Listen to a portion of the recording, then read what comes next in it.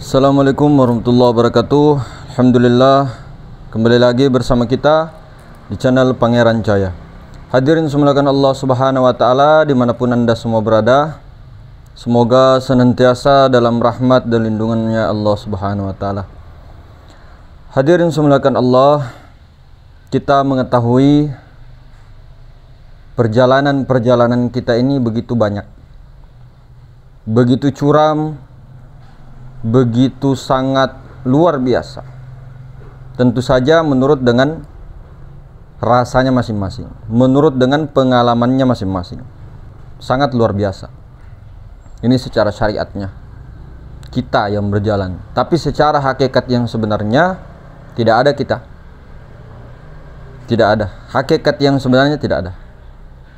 Artinya Allah subhanahu wa ta'ala menunjukkan kebesarannya dengan memperjalankan hambanya, yaitu sifatnya sendiri, Nur Muhammad itu, untuk bagaimana mengembalikan, memakrifatkan seorang hamba itu sendiri. Jadi tidak ada daya, tidak ada upaya. Meskipun kelihatannya ikhtiar kita, doa kita, tapi bukan berarti seperti itu kita tidak melakukan apa-apa dan sebagainya, tidak. Jadi hadirin semuanya Allah subhanahu wa ta'ala, apa maksud perkataan para mursyid, para aulia Allah subhanahu wa ta'ala? Allah itu tidak ada di dunia, Allah itu adanya di akhirat. Nah, ini perlu dikias. Perlu dikias. Apa maksud para mursyid? Apa maksud para ulama? Apa maksud para wali Allah, aulia ta'ala itu mengatakan bahwa Allah itu tidak ada di dunia? Apa kiasnya? Apa arti hakikat sebenarnya itu? Beliau-beliau mengatakan seperti itu. Hadirin semuanya, disitulah kita mengambil pelajaran bahwa baginda Nabi besar Muhammad sallallahu alaihi wasallam itu bertemu Allah itu di akhirat. Jadi untuk bertemu Allah kita harus di akhirat. Ini kelihatannya kita ya, secara syariat. Lalu bagaimana untuk cara ke akhirat? Syarat untuk ke akhirat harus mati dulu. Harus mutu qabla anta mutu. Saya tidak bisa sebut karena di YouTube nanti. Intinya harus kek dulu, kek. Saya bahasa isyarat ya, karena ini nih, nanti diinikan YouTube. Kalau kita bilang ya macam-macam lah. Kek dulu, harus kek dulu. Maksudnya keknya itu bukan kek betulang, maknawiyah, kiasan. Jadi bagaimana? Berarti Allah subhanahu wa ta'ala tidak ada di dunia, mas.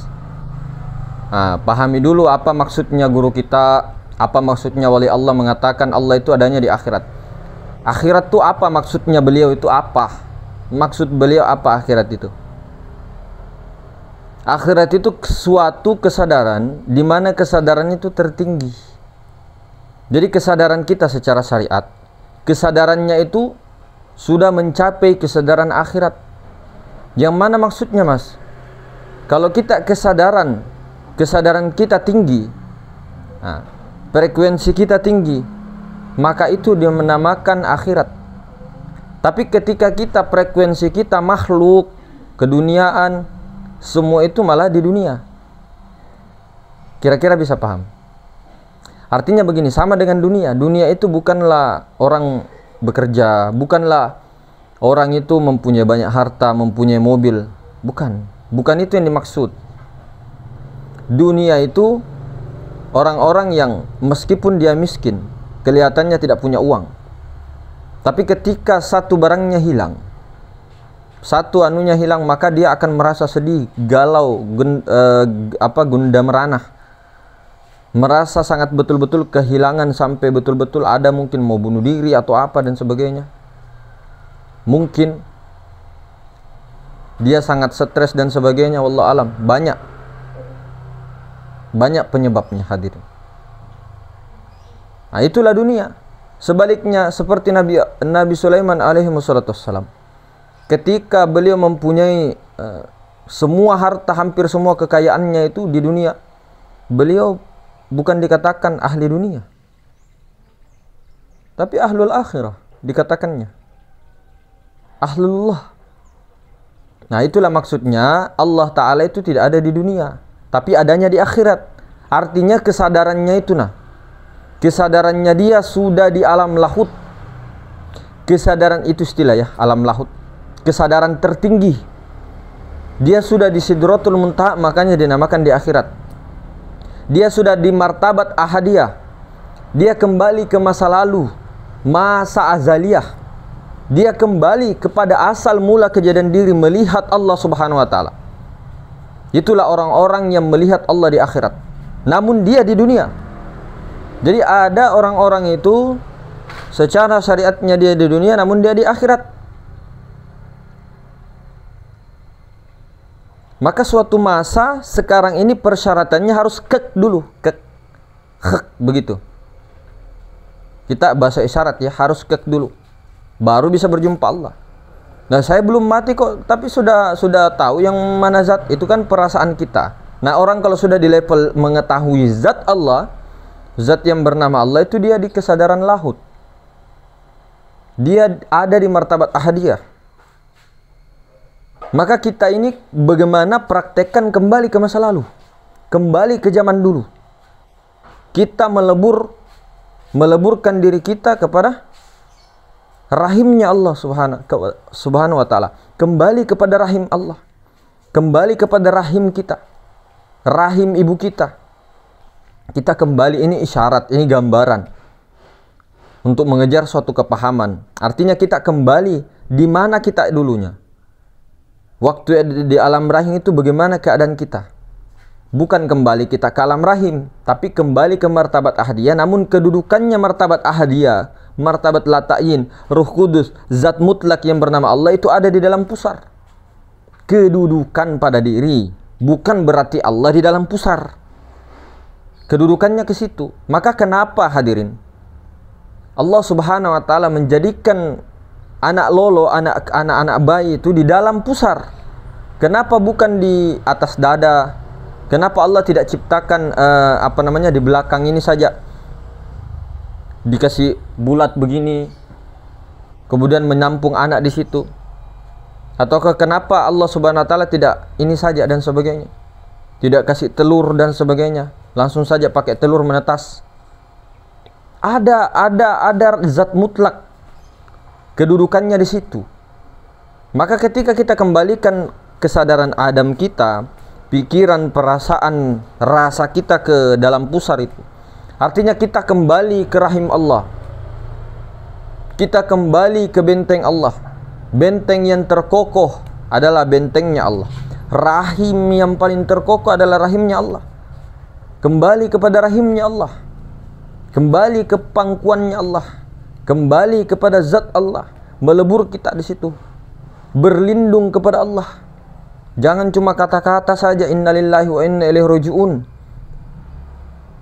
Jangan cuma kata-kata saja kita ini berlindung kepada Allah, ya Allah aku berlindung kepada Engkau, tapi masih kita lagi yang zohir, masih kita lagi yang melihat, mendengar dan sebagainya. Bukan juga mengatakan hanya kita nafikan semua, yang ada hanya Allah, yang melihat Allah, yang mendengar Allah. Bukan hanya begitu, bukan hanya perkataan, tapi prakteknya.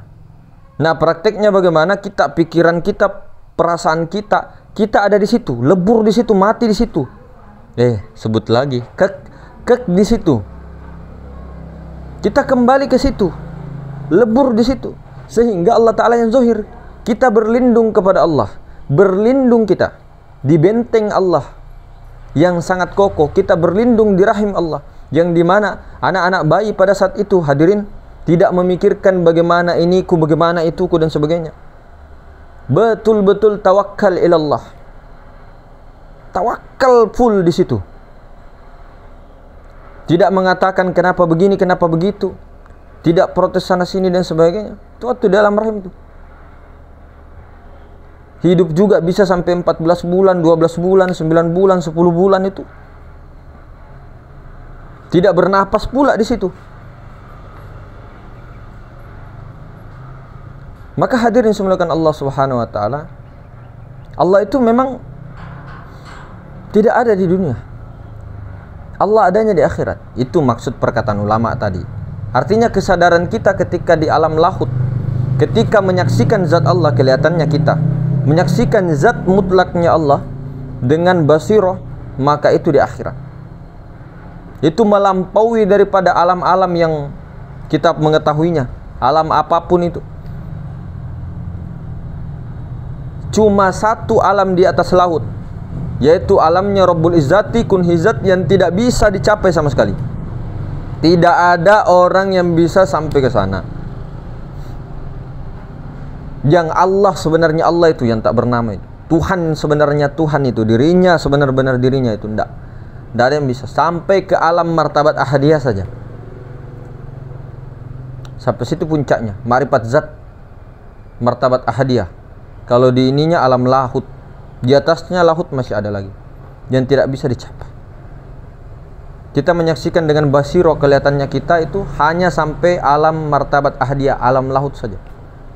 Jadi kalau kita masih ketemu ini, ketemu itu, belum lagi di alam lahut tuh belum. Kita perjalanannya ini mau ke lahut, bukan singgah di Jabarut. Jabarut pun sudah lumayan, luar biasa itu. Bukan singgah kita di Malakut, bukan singgah kitanya di kesadaran. Ini kesadaran ya, nasut, bukan. Jadi pertama-tama sebelum fana, musyadahkan terus itu yang laisa kamitsli syai'. Jangan kepada selain Allah. Yang selain Allah itu dinafikan semua. Nafikan semua. Ketika ada cerita-cerita dan sebagainya, tidak perlu diceritakan. Cukup nafikan, isbatkan lagi. Nafikan, isbatkan lagi. Ada lagi, isbatkan lagi. Nanti kalau sudah isbatnya betul-betul fana, menjadi sudah rasa Allah di situ, tidak ada lagi betul-betul dengan pandangan dipraktek ya, dipraktek rasanya Allah itu, sehingga muncul kenikmatan dan sebagainya, sehingga istiqomah di situ. Nah baru ketika datang ini hak sudah itu. Ketika datang ini tajalli Nur Muhammad sudah itu. Bukan lagi iblis, bukan lagi campur-campur, ada malaikatnya, ada iblisnya, ada setannya, ada diri kita di situ. Ada ininya, nafsunya di situ, nafsu amarahnya. Tidak campur sudah, karena dia sudah fana. Fana fillah. Bagaimana fana itu? Bukan hilang pikiran, sudah dijelaskan kemarin ya. Betul-betul rasanya itu rasa Allah. Betul-betul dia praktekkan itu, kesadarannya itu kesadaran Allah semata-mata. Jadi menjadi sudah. Tuh. Bukan hanya seperti kita ini yang pintar mengatakan tapi belum tentu praktek. Ini semua yang kita katakan ketika disebut ini praktek sebenarnya, namun ketika dikatakan, dikalamkan seperti ini namanya teori. Namanya teori, hadirin. Namun ketika kita praktekkan jadi praktek. Tuh. Karena teori juga penting, praktek. Untuk memulai praktek.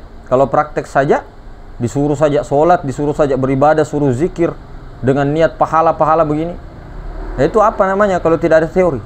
Semua butuh teori. Tapi teorinya jangan terlalu kebanyakan, sehingga teori terus masuk ke diskusi, masuk ke perdebatan, ke khilafiyah begini begitu. Akhirnya muncul lagi keakuan diri di situ. Kita lagi yang padahal kita disuruh berlindung ke situ. Berlindunglah, kekkan dirimu sebelum engkau kek. Pulangkan ke situ, hadirin. Di mana kedudukannya sir? Di situ pulangkan. Makanya ulama tarekat biasa 2 jari di bosusu kiri, di kolbumu. Kemudian teruskan lagi sampai terus menembus-nembus sampai kepada zikir nyawa. Allah, di napas lagi kita disuruhkan. Baru setelah itu jarang lagi untuk menyebutkan, karena biasanya sampai situ saja. Artinya bukan sampai situ tingkatannya. Si salik itu disuruh berjalan sendiri. Jangan kau berhenti di napas, jangan kau berhenti di nyawa, masih ada lagi sirnya. Kemudian dapat sirnya, kedudukannya dari mana? Di pada diri. Memang meliputi sir itu. Tapi kedudukannya pada diri di mana? Baru dapat kedudukan pada diri, jangan lagi berhenti di sir. Jangan berhenti di zat, tapi ke Tuhannya zat. Itu baru sempurna. Karena zat Allah ini tiada lain daripada Tuhan itu sendiri, yang sebenar-benarnya Allah. Jangan bertuhankan zat, tapi bertuhankanlah diri sebenar-benarnya yang punya zat sifat asma af'al itu. Itulah yang tak bernama. Nah, sampai ke situ baru dimesrakan, mesrakan. Bukan hanya disuruh kamu begini, kamu begini, kamu begini. Enggak, harus kasih teori dong. Kasih dong teori. Kasih dong kepahaman kesian. Minimal kudroh iradahnya. Nah, jalan-jalan semua itu banyak hadirin. Banyak jalan menuju Roma. Ada yang caranya dengan 7 cakra. Ada. Itu enggak jadi masalah. Itu kan semua untuk mendekatkan kita punya ini. Dan itu ada di Toriko Saturiyah. 7 cakra mulai Muladhara. Cuma namanya berbeda-beda sampai cakra mahkota. Ada 7 latoif. Ada yang latifatul qalbi saja. Ada yang khalwat. Ada yang melalui zikir tubuh saja. Ada yang melalui zikir hati saja. Ada yang melalui zikir nyawa saja. Nah, ada yang melalui la qadirun la muridun wala alimun wala hayyun wala samiun wala basirun wala mutakallimun illallah. Ada juga yang melalui pakaian Muhammad tubuhku, Rasulullah nyawaku, Allah Ta'ala ritubuna nyawaku, atau Allah rahasiaku. Ada yang juga yang pakai begitu. Jadi semua itu metode musyahadah, pakaian untuk mendekatkan kita sampai betul-betul fana. Sama dengan metodenya guru kita Syekh Yusuf Al-Makassari, la ilaha illallah. La ilaha illallah metode beliau itu. Dengan jahar. Dengan bagaimana ketika la ilaha hilang semua. Wujud majazi, wujud bayangan lenyap. Bahkan orang-orang yang berzikir la ilaha itu lenyap juga. Bukan dihayal-hayalkan. Rasanya itu rasa orang yang berzikir itu tidak merasa dia yang berzikir. Pas illallah. Allah sudah. Tapi bukan berarti kita hanya berzikir, hilangkan semua, disangka-sangka saja. Tapi memang perasaan begitu dulu awalnya. Tapi kalau mursyid yang arif, mursyid yang kenal zat Allah, dia memahamkan dulu tentang zat Allah. Ini zat Allah. Kamu fokus ke situ ketika illallah. Atau dia pahamkan ke saliknya, ke muridnya itu di dalam pusar kedudukan sir. Mana anunya? Kenapa bisa tahu kedudukannya di situ? Kenapa tidak di kepala saja kedudukan sir? Di dalam anak bayi, percakapan anak bayi. Ya Muhammad, wahai anak bayi, ya Nur Muhammad. Ketika ada suara berkata A, ingatlah Tuhanmu. Ketika suara berkata I, ingatlah dirimu. Ketika suara berkata U, ingatlah nabimu. Nah, kedudukan A, I, U, ulama kita, pandrita kita di sana. Kedudukan A itu kedudukannya ada di dalam pusat. Tuh, makanya disitulah kedudukannya sir. Hati yang paling dalam, hati rohbaniyah. Kolbu terdalam. Nah, ada lagunya Peter Pan itu yang terdalam kan? Kau telah tinggalkan hati yang terdalam. Hati yang terdalam tuh sir. Hingga tiada kisah yang lupa sudah lagunya. Nah, itu hati yang terdalam. Itu paling dalam itu sir. Ada di situ. Jadi kita mengembalikan pikiran perasaan kita ke situ. Makanya di sini biasanya kita untuk mendekatkan paham, ini rasa Adam di kepala sini, pikiran, rasa Muhammad di sini, kemudian rasa Allah di sini. Di dalam pusar. Bukan di pusar, bukan di pusar ini, di dalamnya. Nah, kita kembalikan pikiran perasaan ke situ. Kita jadi seolah-olah kita dalam kandungan itu. Kita berlindung kepada Allah. Kita berlindung ke situ. Kita berlindung ke situ. Jadi jangan tampil-tampil lagi, jangan zohir. Allah Ta'ala yang zohir. Allah Ta'ala yang batin. Allah Ta'ala yang awal akhir. Jangan kita mati sudah. Tidak ada lagi ceritanya kita tuh ada. Nah, tapi itu bukan sembarangan cuma diucapkan saja dan sebagainya, tidak. Praktekkan terus ke situ. Nah, kita ini baru pemahaman sudah bangga sekali. Oh, ini saya sudah lihat ini zat, baru di VT-VT-kan di TikTok dan sebagainya. Inilah zat Allah, inilah. Kayak baru orang pengantin baru begitu nah.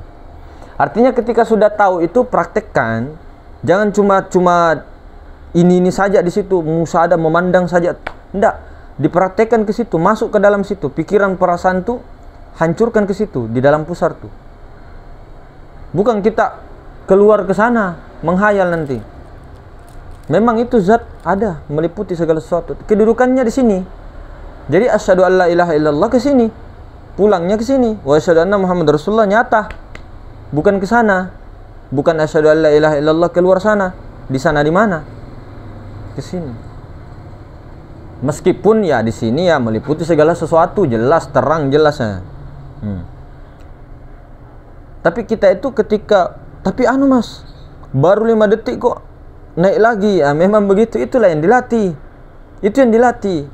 Ketika kita sudah berlindung kepada Allah, a'udzubillahi minasyaitonirrajim, aku berlindung kepada Allah. Berlindung ke situ. Jangan cuma berlindung di sini. Di sini. Turunkan dong. Naikkanlah. Ini kalau di bahasa kita tuh turun, tapi kalau di bahasa yang sebenarnya tuh naik dia. Naik ini, naiknya ke sini. Mi'rajnya ke situ.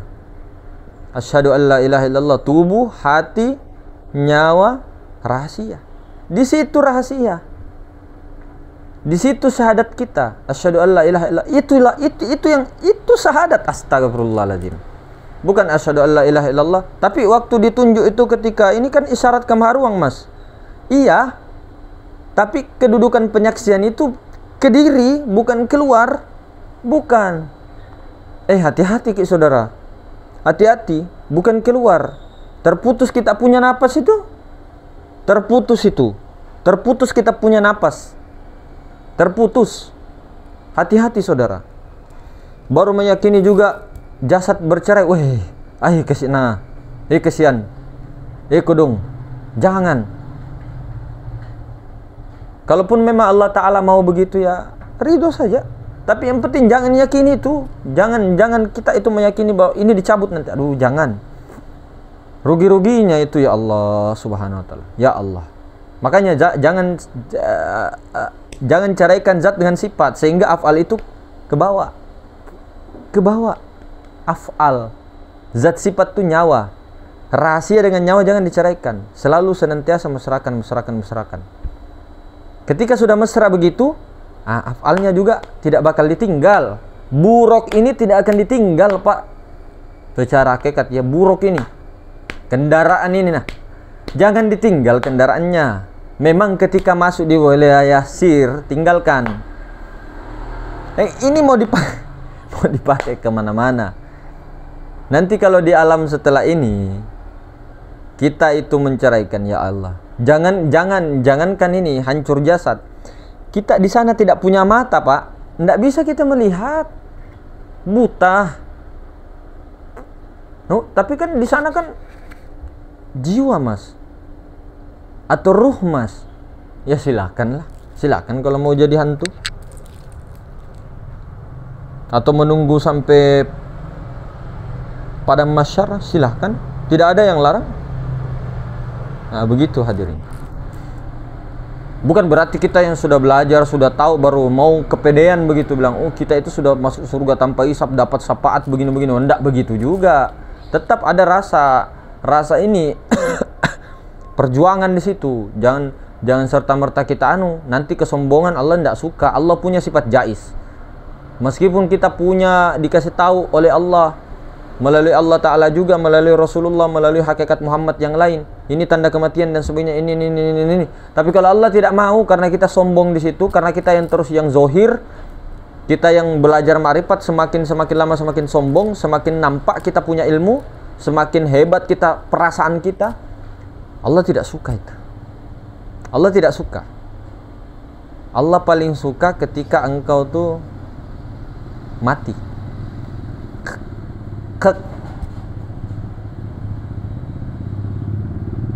Harus tenang jiwa. Tenang, diam sediam-diamnya.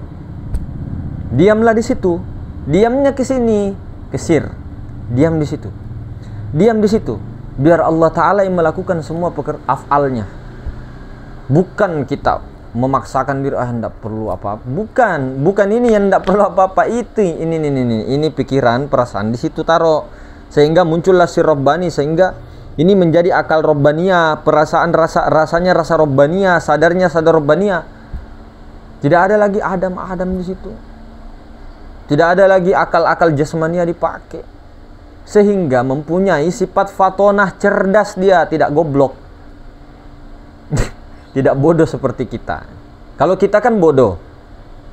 Tapi ketika sudah tajalli, masa Allah bodoh? Allah itu al-alim. Kalau tajalli itu Pak, kalau sudah tajalli sifat alimnya Allah Ta'ala, beda, luar biasa itu. Makanya kenapa Imam Syafi'i lihat tajallinya itu mesranya luar biasa, makanya diberikan itu. Artinya Allah Ta'ala itu yang mempunyai ilmu mazhar kepada Imam Syafi'i. Imam Syafi'i hafal begitu. Imam Bukhari lihat langsung hafal. Imam Syafi'i juga, Imam Maliki, Imam Hanafi, semua wali-wali Allah Ta'ala. Mesra. Nah kita, apa yang salah nih? Kenapa saya tetap begini? Bahkan semakin hari semakin kita belajar, semakin kita merasa pintar. Wah, ini berarti ada yang salah. Coba cross check diri kita ketika kita belajar ma'rifat, belajar ilmu hakikat, belajar ilmu thariqah, semakin rasa perasaan kita tinggi enggak? Atau perasaan kita semakin habis keakuan? Ataukah semakin hina kita? Kalau dia belajar ilmu ma'rifat, hakikat, thariqah, semakin hina dia rasanya. Makin hina itu betul. Itu yang betul. Tapi ketika dia belajar ilmu ma'rifat, semakin tinggi perasaan dia ya, bukan prasangka orang. Oh, itu orang sombong sekali. Belum tentu. Ada orang naik mobil Alphard dan sebagainya, honggang kaki begini, belum tentu sombong. Belum tentu. Tergantung apa yang dalamnya itu. Di dalamnya dia merasa di situ, itu sombong.